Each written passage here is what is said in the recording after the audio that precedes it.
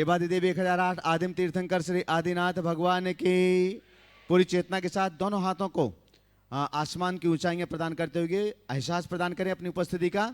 गुणायतन मूल नायक श्री चंद्रप्रभु भगवान की, परम शांति विधायक श्री शांतिनाथ भगवान की, चिंतामणि श्री पार्श्वनाथ भगवान की, वर्तमान शासन नायक श्री महावीर भगवान की, 24 तीर्थंकर भगवंतों की, संत श्रोमणी 108 आचार्य गुरुवर श्री विद्यासागर जी महामुनिराज की, गुणायतन प्रणेता शंका समाधान प्रवर्तक पूज्य मुनिवर श्री प्रमाण सागर जी महाराज की, पूज्य मुनिवर श्री अरह सागर जी महाराज की, शाश्वत तीर्थराज सम्मेशकर की पावन तीर्थ धरा पर स्थित गुणायतन, जहां से शंका समाधान के इस कार्यक्रम को, लोकप्रिय कार्यक्रम को आप सभी लोग देश और दुनिया में अपने घरों पर बैठे हुए पारस चैनल, जिनवाणी चैनल और प्रामाणिक ऐप के माध्यम से लाइव देख रहे हैं। उन सभी शुद्धि श्रावकों का और यहाँ पर उपस्थित सभी श्रद्धालुओं का गुणायतन परिवार एवं श्री सेवायतन परिवार हार्दिक हार्दिक स्वागत एवं अभिनंदन करता है। बंधुओं, आप सभी देख रहे हैं गुणायतन में पंचायतन शैली के इस भव्यतम जिनालय के निर्माण कार्य को, जो कि लगभग पूर्णता की ओर है, और साथ ही साथ अनुभव केंद्र के लिए, जहाँ पर समो शरण दर्शन और आत्मा से परमात्मा की यात्रा के माध्यम से हम जिनागम की संपूर्ण बातों को संक्षेप में और कम समय में समझ सकते हैं, क्योंकि इसका निर्माण आधुनिक टेक्नोलॉजी को लेकर के किया गया है। और गुणायतन के इन्हीं उपक्रमों को देखते हुए देश और दुनिया के अनेक लोग प्रतिदिन गुणायतन परिवार में सम्मिलित होते हैं, अपनी चंचला लक्ष्मी का सदुपयोग करते हुए। आज भी अनेक लोगों ने गुणायतन से जुड़ने का अपना भाव यहाँ पर व्यक्त किया हुआ है। हम उनके नामों की घोषणा यहाँ पर करेंगे। लेकिन उसके पहले देश और दुनिया में जो इस कार्यक्रम को देख रहे हैं, उन सभी के लिए महाराज श्री के मंगल आशीष की छांव मिले, आप सबके लिए भी मंगल आशीष मिले। तो दोनों हाथों को जोड़िएगा, त्रिवार नमोस्तु निवेदित करते हैं महाराज श्री के पावन चरणारविंद में। हे महाराज श्री, नमोस्तु नमोस्तु नमोस्तु। आइएगा बंधु, हम उन लोगों के नामों की घोषणा यहाँ पर करने के लिए जा रहे हैं। अपेक्षा होगी कि जोरदार करतल ध्वनि से आप उनका सम्मान करेंगे। साथ ही जो लोग यहाँ पर उपस्थित हैं, वे अपनी जगह पर खड़े होकर के मंगल आशीष ग्रहण करेंगे। लेकिन हाँ, एक अनुरोध भी आपसे है कि अगर अभी तक आप गुणायतन परिवार में सम्मिलित नहीं हुए हैं, गुणायतन से नहीं जुड़े हैं, तो मैं अनुरोध करता हूं कि गुणायतन में एक संस्कृति का निर्माण किया जा रहा है, जो आने वाले जीवन काल में आपके लिए भी, आपके परिवार के लिए भी गर्व और गौरव का एहसास कराएगा। तो आप गुणायतन से अवश्य ही जुड़िएगा, किसी न किसी रूप में आप गुणायतन से जुड़िएगा और अपने जीवन को धन्य कीजिएगा, और परिवार और आने वाली पीढ़ियों के लिए एक उनके हाथों में दान का यह स्वरूप प्रदान किया जाएगा, एक संस्कृति के रूप में आप उनके लिए जोड़िएगा। हम सबसे पहले गुणायतन में आज जिन्होंने स्वर्णदान दिया हुआ है, करैया ग्वालियर से स्वर्गीय राजेंद्र कुमार जैन की पुण्यस्मृति में धर्मपत्नी मधु कुमारी जैन ने सोने की एक माला यहाँ पर 7 पीस वजन की, जो लगभग 7.67 ग्राम की है, गुणायतन के लिए समर्पित की। एक बार जोरदार करतल ध्वनि से हम उनका सम्मान करें। गुणायतन से आज निर्माण निधि के रूप में जुड़ रहे हैं जो लोग यहाँ पर उपस्थित हों, अपनी जगह पर खड़े होकर के आशीष ले लेंगे। ललितपुर उत्तर प्रदेश से श्रीमती चंदा देवी विकास जैन गुंजा जैन परिवार, जोरदार करतल ध्वनि से उनका सम्मान कीजिएगा। डबरा ग्वालियर से श्री अरुण कुमार जैन श्रीमती सरोज जैन परिवार, तालियां आप जोरदार करतल ध्वनि से, अगर उपस्थित हो तो खड़े हो जाएं, नहीं है तो तालियों का अपदान। निर्माण निधि के ही रूप में जुड़ रहे हैं श्री सुनील जैन शुभम जैन डंडिया जी आरौन मध्य प्रदेश से, दीपक कुमार जैन दर्शित जैन पीराबा झालावाड़ से, इति परवाल हर्षित जैन जयपुर राजस्थान से, पदमचंद जैन श्रीमती उषा जैन आगरा उत्तर प्रदेश से, प्रेमचंद जैन निश्चय कुमार जैन प्रिंस जैन आदि जैन आगरा से, रमेश जैन श्रीमती पुष्पा जैन जयप्रकाश जैन प्रीति जैन राहुल चारू जैन शमशाबाद आगरा से, श्री अजित कुमार जैन घाटी गांव ग्वालियर से। जो लोग यहाँ उपस्थित हो तो खड़े होकर के मंगल आशीष लेते जाएं। श्री पदमचंद जैन सुपुत्र स्वर्गीय हजारीलाल जैन डबरा ग्वालियर से, श्री विमल कुमार पवन कुमार जी जैन ग्वालियर से, श्रीमती किरण देवी गेंदालाल जी कोमलचंद जी जैन डबरा से, श्रीमती गीता जैन अंजू जैन निधि जैन चौधरी नरेशन वीरेन जैन डबरा ग्वालियर से, और श्रीमती शकुंतला देवी अनिल नीरू रारा महेश जैन मीन जैन डबरा ग्वालियर से। एक बार संयुक्त रूप से सभी के सम्मान में जोरदार करतल ध्वनि कर दीजिएगा। बंधुओं, आज गुणायतन से निर्माण मित्र के रूप में जो लोग जुड़ रहे हैं, हम उनके नामों की घोषणा यहाँ पर कर रहे हैं। अगर यहाँ पर उपस्थित हों तो भी मंच तक पहुँचेंगे। श्री अनिल कुमार, सारिका जैन, नमन जैन, लकी जैन, बेगमगंज मध्य प्रदेश से। एक बार जोरदार करतल ध्वनि करिएगा और मंच पर पहुंचे। आपके सम्मान के लिए मैं आमंत्रित कर रहा हूं अजित जी अजमेरा, धूलियान मुर्शिदाबाद से हमारे बीच हैं। अजित जी अजमेरा पधारें और आज जो गुणायतन से निर्माण मित्र के रूप में जुड़ रहे हैं उनका सम्मान करेंगे। तब तक अगले क्रम में निर्माण मित्र के रूप में जो जुड़ रहे हैं मैं उन्हें आमंत्रित कर रहा हूं, वे मंच तक पहुंचेंगे। श्रीमती रूपवती जैन, उषा रजनीकांत जैन, सोमा दिव्यकांत जैन, प्राची नीरव जैन, वान्या जैन, सूरत गुजरात से। अगर यहां पर उपस्थित हो तो पहुंचे, चलेगा। जोरदार करतल ध्वनि से हम उनका सम्मान करें। आपकी तालियां इस टीवी के माध्यम से उनके पास तक पहुंचना चाहिए। गुणायतन में आज निर्माण मित्र के ही रूप में जुड़ रहे हैं श्रीमती बिमला देवी चौधरी, वीरेंद्र जी चौधरी, नरेश जी चौधरी, हरीश जी चौधरी, डबरा ग्वालियर से। गुणायतन से निर्माण मित्र के रूप में जोरदार जोरदार करतल ध्वनि करिएगा बंधु। श्रीमती बिमला देवी चौधरी, वीरेंद्र चौधरी, नरेश चौधरी, हरीश चौधरी, डबरा ग्वालियर अगर यहां उपस्थित हो तो मंच पर पहुंचे, चलेगा। जोरदार करतल ध्वनि का अवदान दीजिएगा उनके लिए। साथ ही आज गुणायतन से निर्माण सारथी के रूप में जुड़ रहे हैं, जो पहले निर्माण मित्र थे अब निर्माण सारथी बन रहे हैं, श्री राजेंद्र कुमार जैन, सुपुत्र उत्तम चंद जी जैन, भीलवाड़ा राजस्थान से। जोरदार करतल ध्वनि से उनका सम्मान कीजिएगा। अगर उपस्थित हो तो पहुंचे। निर्माण सारथी के ही रूप में जुड़ रहे हैं श्री उमेश जैन, सुपुत्र स्वर्गीय शंकर लाल जी जैन, छोटा बाजार मगरौनी, शिवपुरी मध्य प्रदेश से। जोरदार करतल ध्वनि से उनका सम्मान कीजिएगा। शायद वो यहां पर उपस्थित अभी नहीं है। साथ ही निर्माण सारथी के ही रूप में जुड़ रहे हैं रामजी लाल, अशोक कुमार, कपूर चंद जी, वीरेंद्र कुमार जी, नरेंद्र कुमार जी, मनीष कुमार जी, जितेंद्र जैन, डबरा ग्वालियर से। जोरदार करतल ध्वनि से उनका सम्मान कीजिएगा। उपस्थित हो तो पहुंचे मंच तक, चलेगा। गुणायतन में आज स्तंभ के रूप में, सूत्रधार थे पहले लेकिन अब सूत्रधार से स्तंभ के रूप में जुड़ रहे हैं श्री सुनील कुमार, गौरव जी पांड्या, सुपुत्र श्री राजमल जी पांड्या, भिलाई मध्य प्रदेश से। पधारिएगा मंच पर। आपके सम्मान के लिए आमंत्रित कर रहा हूं श्रीमती चंद्रकला जी पाटनी, रांची, और शकुन दीदी सागर। पधारिएगा सम्मान के लिए। और गुणायतन से स्तंभ के ही सूत्रधार के रूप में जुड़ रहे हैं श्री सुरेंद्र जैन, राजेश कुमार जैन, महावीर प्रसाद जैन, शिवपुरी मध्य प्रदेश से। थोड़ा सा शीघ्रता से आ जाएं। श्री सुरेंद्र जैन, राजेश कुमार जैन, महावीर प्रसाद जैन, शिवपुरी मध्य प्रदेश से आज गुणायतन में सूत्रधार के रूप में जुड़ रहे हैं। एक बार जोरदार करतल ध्वनि से, चलेगा, दीजिएगा सम्मान दें उनके लिए। गुणायतन से आज जो निर्माण सारथी के रूप में जुड़े हुए हैं, चलेगा। गुणायतन से सूत्रधार के रूप में जुड़ रहे हैं श्री सुरेंद्र जैन, राजेश कुमार जैन, महावीर प्रसाद जैन, शिवपुरी उधर मध्य प्रदेश से। गुणायतन से सूत्रधार के रूप में जुड़ रहे हैं श्री सुरेंद्र जैन, राजेश कुमार जैन, महावीर प्रसाद जैन, शिवपुरी मध्य प्रदेश से। एक बार जोरदार करतल ध्वनि से इनका सम्मान कीजिएगा, चूंकि वो अभी यह मंच पर उपस्थित नहीं हो पाए हैं। साथ ही गुणायतन से स्तंभ के रूप में जुड़ रहे हैं श्री लालमणि प्रसाद जैन, संजय मणि जैन, आदित्य मणि, यश मणि, अजय जैन, चंद्रमणि जैन, ग्वालियर मध्य प्रदेश से। एक बार जोरदार करतल ध्वनि से इनका भी हम सम्मान करें। और गुणायतन से आज संस्थापक सदस्य के रूप में जुड़ रहे हैं, ट्रस्टी के रूप में जुड़ रहे हैं श्री नृपेंद्र कुमार जैन, भाई जी राज जैन, संपूर्ण परिवार, आरोन, गुना मध्य प्रदेश से। श्री नृपेंद्र कुमार जैन, भाई जी राज जैन, आरोन, गुना मध्य प्रदेश से, जो आज गुणायतन से संस्थापक सदस्य के रूप में भी जुड़े हैं।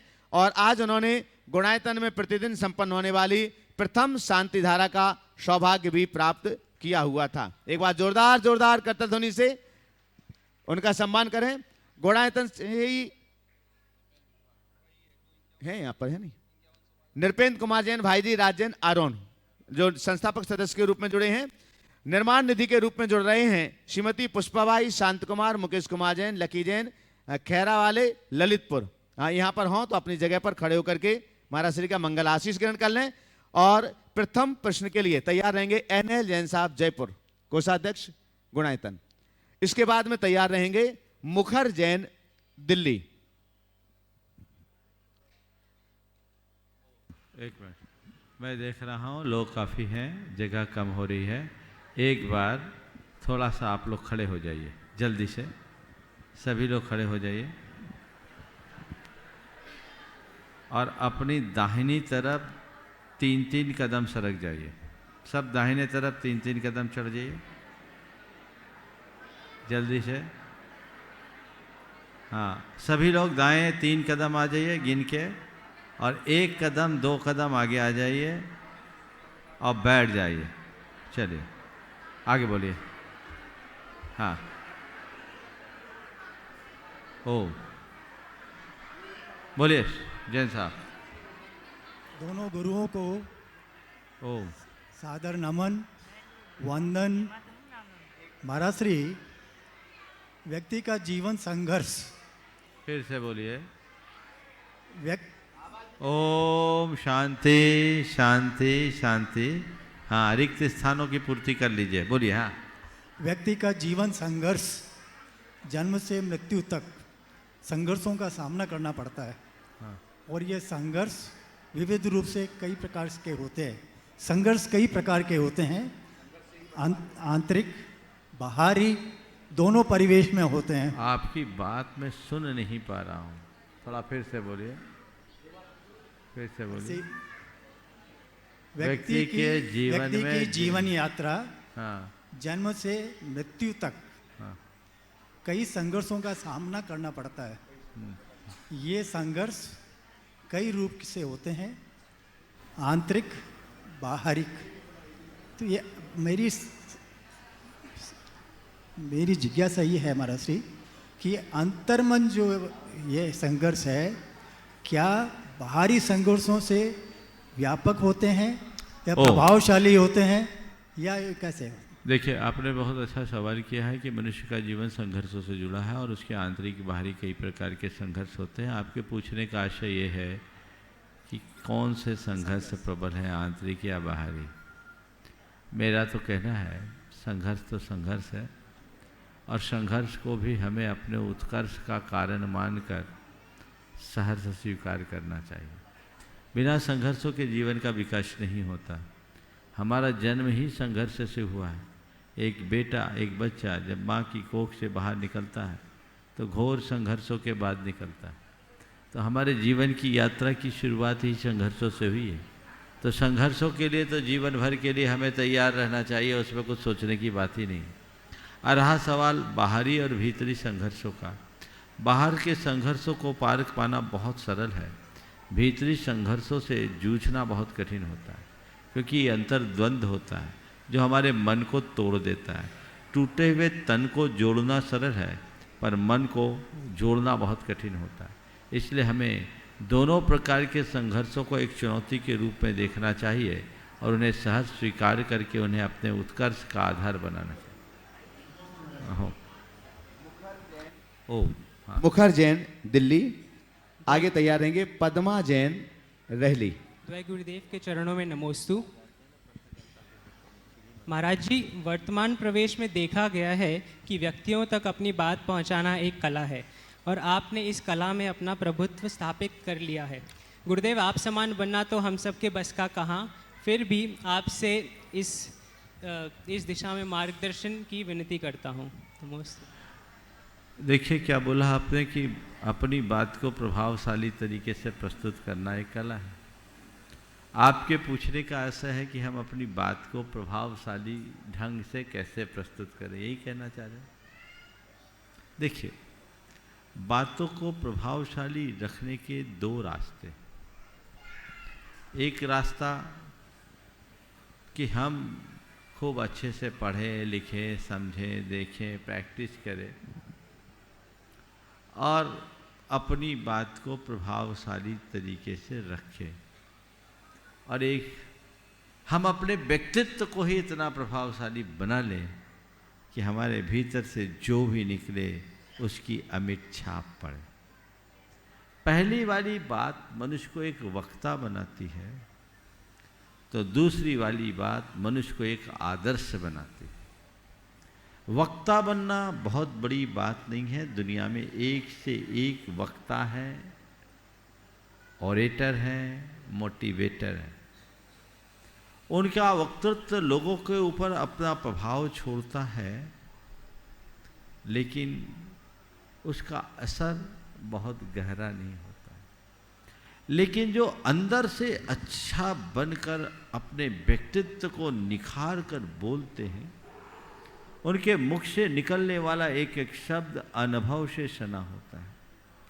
अनुभव सिक्त होने के कारण उनकी वाणी का न केवल प्रभाव पड़ता है, अपितु वे सबके आदर्श बन जाते हैं। तो मेरा पहला कहना तो ये है, प्रवक्ता मत बनो, आदर्श बनने का प्रयास करो। और आदर्श बनने के लिए जीवन में आदर्शों को उतारने की कोशिश करो। ये तभी संभव होगा जब मनुष्य अपने प्रति जागरूक होगा, अपने प्रति ईमानदार बनेगा, अपने प्रति निष्ठावान।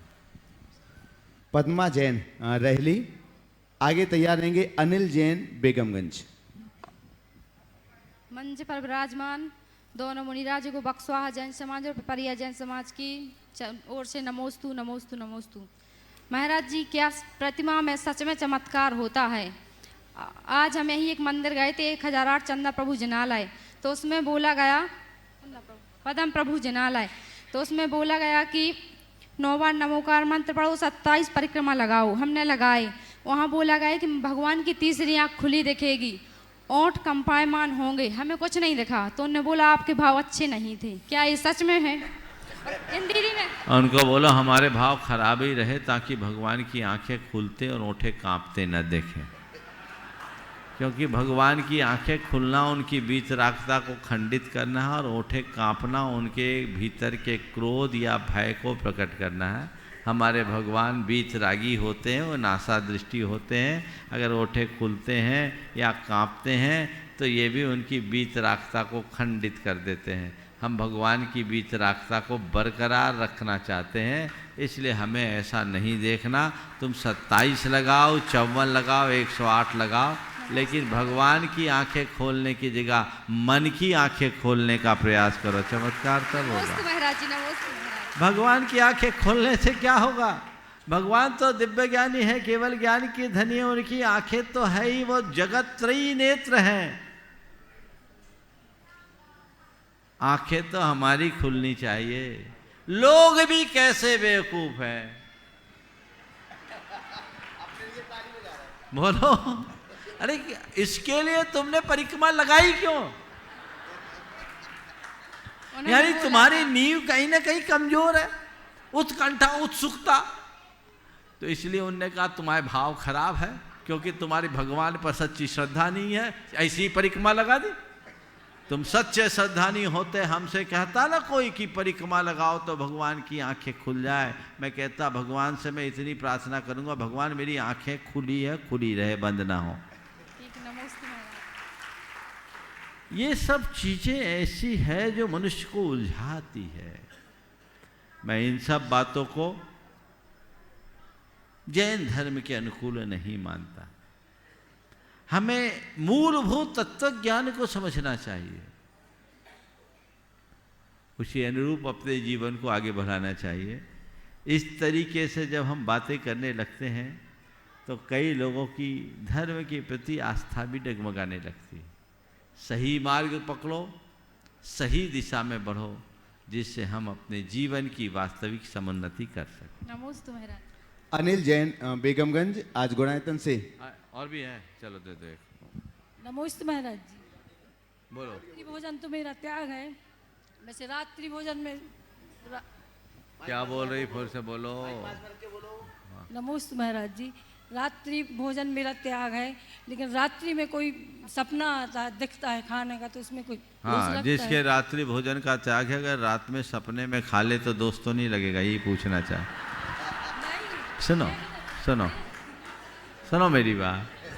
रात में सपना देखा कि मैं भोजन कर रहा हूं, तो तुम्हें तब तक पाप नहीं है जब तक तुम ये सपना न देखो कि मैं रात में भोजन कर रहा हूं। सपना में दिन होना चाहिए ना, बात समझ रहे हैं? सपने में हमने क्या देखा कि हम कहीं घूमने गए, वहां भोजन कर रहे हैं, तो वो दिन है कि रात? तो भाव ये रखो कि मैं सपने में भी रात्रि भोजन ना करूं। और सपना तो रात ही में देखोगे, दिन में सपना दिखता है क्या? तो सपना रात में दिखे कोई बात नहीं, लेकिन रात में सपने में तुम रात में खाते हुए मत देखो अपने आप को। और दिख जाए तो भगवान से अपनी मन ही मन निंदा करते हुए प्रार्थना करो, हे प्रभु मैं भटक गया, मेरा रास्ता प्रशस्त करो, अब मुझे ऐसा नहीं कर। अनिल जैन बेगमगंज, जो गुणायतन से आज ही निर्माण मित्र के रूप में जुड़े हुए हैं। आगे तैयार रहेंगे ममता जैन भिलाई। महाराज जी के चरणों में बारंबार नमोस्तु नमोस्तु नमोस्तु, और बेगमगंज जैन समाज की ओर से भी नमोस्तु महाराज जी। महाराज जी मेरा एक क्वेश्चन है, जो पर्वत पर ये डोली लेके जाते हैं, ये डेली वंदना करते हैं, इनको पुण्य मिलता है कि नहीं मिलता? और कहीं पुण्य मिलता है तो ये लोग इतने परेशान क्यों रहते हैं? डोली लेकर जाने वाले को पुण्य मिलता है कि नहीं, और मिलता है तो ये इतने परेशान क्यों? देखो कई तरह के डोली वाले देखे हैं मैंने। कुछ डोली वाले को तो देखा है, उनके इतने विशुद्ध भाव कि यात्री के बिना वो यात्री को लेकर के जाते हैं और खुद भी वंदना करते हैं, भाव विशुद्धि के साथ करते हैं। एक बार एक डोली वाला भाई मिला मुझसे, उसने कहा महाराज मैं भाग्यशाली मानता हूँ अपने आप को कि यात्रियों के निमित्त मेरी रोज वंदना होती है। मैं सोचता हूँ जब लोग हजारों किलोमीटर दूर से चलकर आकर वंदना करते हैं, मैं कैसा भाग्यशाली हूँ कि मुझे ऐसा रोजगार मिला है कि मुझे रोज वंदना करने का सौभाग्य मिला। अब बहुत खुश, वो अपने बच्चों को इंग्लिश मीडियम में पढ़ा रहा है, बढ़िया, कोई नशा नहीं, कुछ नहीं। और कुछ लोग हैं जैसे केवल अपना पेशा मानते, उनके वैसे भाव नहीं होते।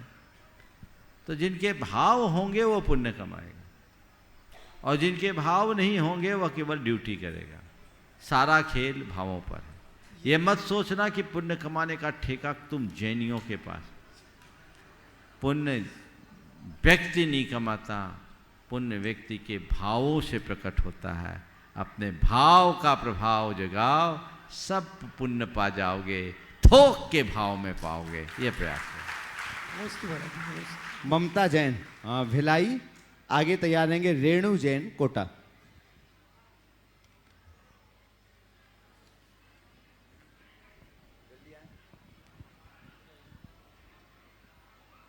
बोलिए। द्वै गुरुवर के चरणों में त्रिबार नमोस्तु नमोस्तु नमोस्तु।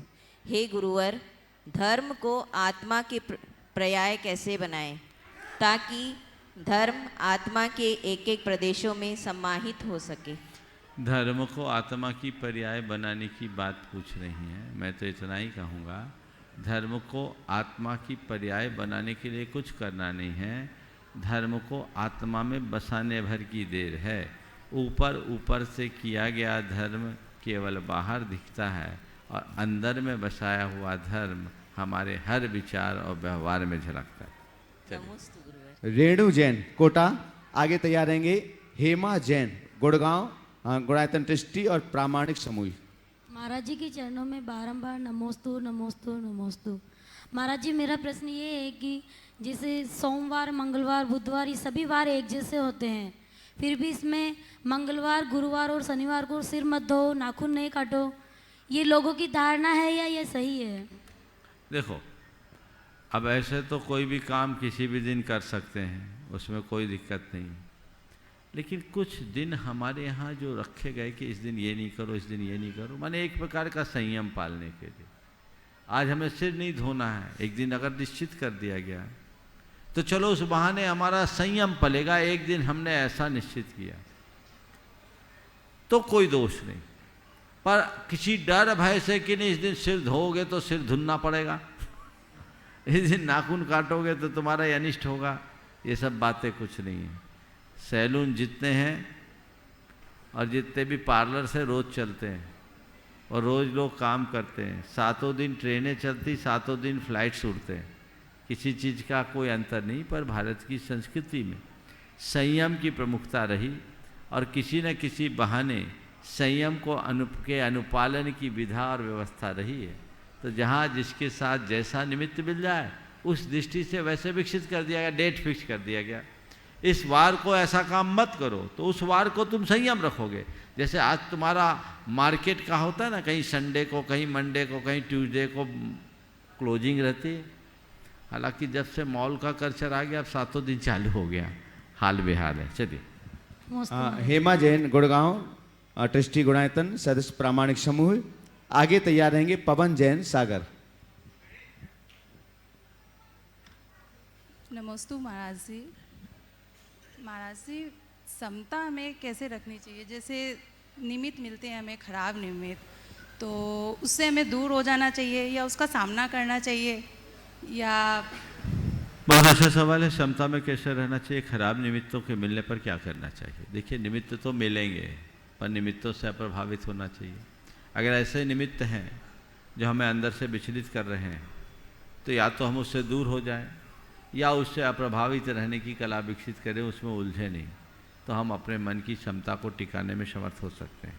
उलझ जाएंगे तो हमारा मन खंडित होगा। नमस्ते महाराज। पवन जैन सागर। तैयार रहेंगे अंशुल जैन आरटी परिवार टोंक। महाराज जी के चरणों में बारंबार नमस्तु नमस्तु नमस्तु नमस्तु। महाराज जी, हमारा प्रश्न ये है, जैसे तीर्थ क्षेत्र पर अपन जाते हैं, जैसे तीर्थ क्षेत्र पर जाते हैं तो बाल या दाढ़ी बनवाना सही है या गलत है? इसमें पुण्य लगता है या पाप? क्या? जैसे अपन कटिंग तीर्थ क्षेत्र पर जाते हैं, कटिंग करवाना या दाढ़ी बनवाना, ये सही बात है क्या गलत है? अरे आओ तो पहले सज धज के आओ, यहाँ सजने में अपना समय क्यों बर्बाद कर रहे हो? यहाँ तो भगवान की सेवा पूजा करो, यहाँ आके क्यों कर रहे हो?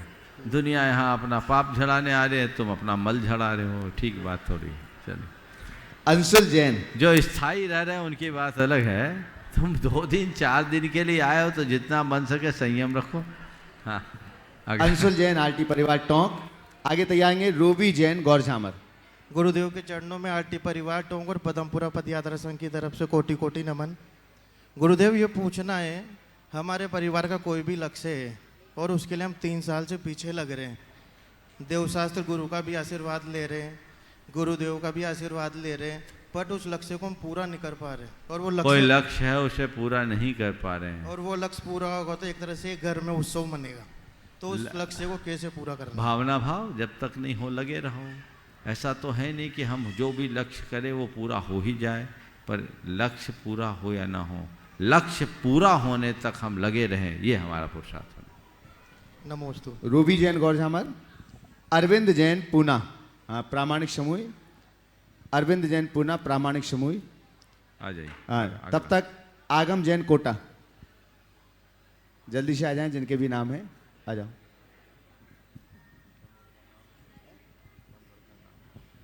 नमोस्तु महाराज जी।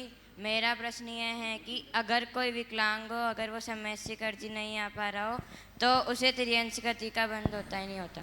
नहीं, ऐसा नहीं है कि जो समय शिखरजी नहीं आता सब त्रियंश जाते हैं।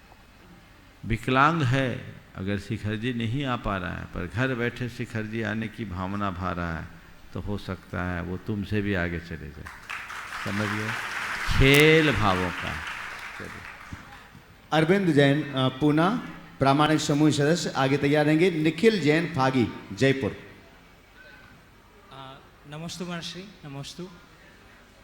मेरा प्रश्न एक छोटा सा है कि जब हम आपकी जो प्रवचन में जो कहानियाँ आप बोलते हैं तो हम उनको प्रोसेस करके हिंदी करेक्शन जो भी हम करते हैं तो हम उसमें थोड़ा सा जो आपने प्रवचन में मोरल बोला है उसको हम थोड़ा सा चेंज करके पब्लिश कर देते तो क्या हमें कोई दोष लगेगा? पहले तो मैं कहूँगा एक बार जोरदार तालियों से अरविंद भाई का सम्मान करें। ये एक आईटी कंपनी में पूना में काम कर रहे हैं और पिछले अनेक वर्षों से प्रामाणिक समूहों में जो स्टोरी राइटिंग है उसमें अपना योगदान दे रहे हैं, जो आप लोगों के पास आते हैं, अपना समय देते हैं। एक बार जोरदार करतल रहे हैं। आप जो काम कर रहे हैं, कोई चीज़ जब बोली जाती है और कोई चीज़ जब लिखी जाती है उसमें थोड़ा अंतर है। बोलते समय में बीच बीच में कई बार आप लोगों को अपने साथ जोड़ लेता हूँ, आपसे पूछता हूँ, आपको गुदगुदाता हूँ। तो बोलते समय वक्ता सामने होता है तो उसकी बातें उसकी अभिव्यक्ति से स्पष्ट हो जाती। लेकिन जब हम उसे पढ़ते हैं तो उस समय वक्ता हमारे सामने नहीं है, तो उसे कुछ वाक्यों को संपादित करना पड़ता है। बहुत से पूरक वाक्यों का प्रयोग भी मैं करता हूँ। एक बार बोला उसको फिर रिपीट करके, उद्देश्य ये होता है कि हमारे द्वारा कही जा रही बातें आपके जेहन में उतरे। तो जब हम सुन रहे हैं तो एक श्रोता की स्थिति अलग होती है और पढ़ने वाले पाठक की स्थिति अलग होती है। आप लोग जो काम कर रहे हैं अच्छा कर रहे हैं। वाक्य में एकाध वाक्य में फेर बदल में कोई अंतर नहीं होता, लेकिन मूल भाव नहीं बदलने चाहिए। कोशिश करना चाहिए शब्द भी वही हो। हालांकि मैंने ज़्यादा तो नहीं देखे, 2-4 ही देखे हैं, पर जो मैंने देखे हैं वो ठीक है। इसी विधा से काम करते रहना चाहिए ताकि लोगों को लाभ मिले। आज प्रामाणिक कहानियाँ पुस्तक के रूप में भी आप लोगों को उपलब्ध है और प्रामाणिक कहानियाँ आपको एनिमेटेड मूवी के रूप में भी आप लोगों को उपलब्ध है। ये दोनों चीज़ें बच्चे बड़े सबके प्रयोग में आ रहे हैं और कई तो प्रवचनकार मंगा करके उससे अपने प्रवचन का आधार बना रहे हैं। ये सबके लिए बड़ी उपयोगी है और इसमें इन लोगों की महत्वपूर्ण भूमिका है।